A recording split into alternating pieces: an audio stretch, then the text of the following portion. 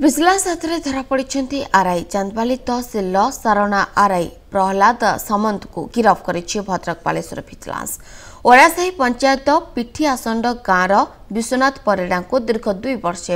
mutation संपृक्त RI बहु हैरान करुले जमीपटा कराइदेवा 2000 टंका लांच मागिते विश्वनाथ लांच न दे पारी विजिलेंस विभाग सहायता लोड़ी तेबे आरआई जनक बुधवार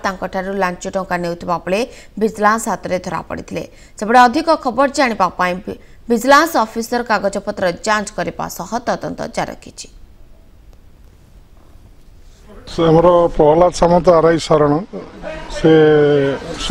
सदाशिव परिड़ा अच्छा कंप्लेनेंट दुईटा म्यूटेशन केस थिला